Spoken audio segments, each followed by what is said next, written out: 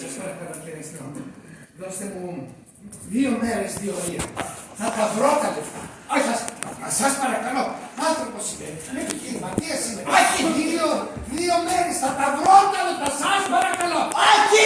Όχι! Τι είναι αυτό?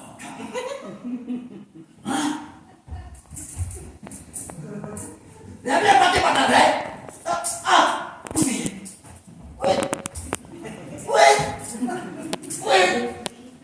Τάσκασε, τώρα βρε να σε πιάσω, βρε!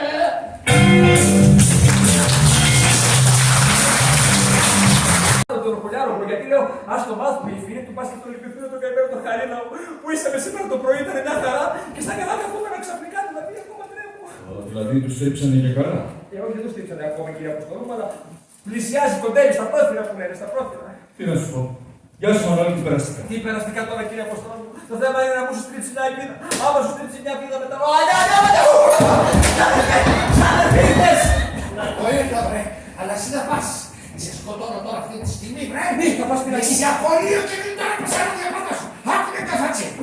Πρόστιμο. Μα, ναι, να στο χαρίσω μετά, Τι είναι αυτό πάλι! Στον κύριο Αποστολού. Ναι. Δεν μου λέγεται από αυτός που έλεγε δηλαδή και για να μην υποψιαστεί, εγώ δεν θα το σέβεσαι. Άκου, τι να πείστε κάτω! Δεν το πίστεψε. Άλλος περαστικά είπε. Βρε, να βγαίνω στα μαγαζιά, να βγαίνω στην αγορά και να κλείνουν τα μαγαζιά μα τη εμφανίσουν να βγει μια τέτοια καρδιά. Μην βγαίνεις μερικές μέρες.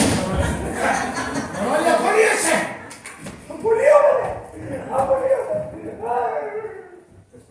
Ευχάριστη!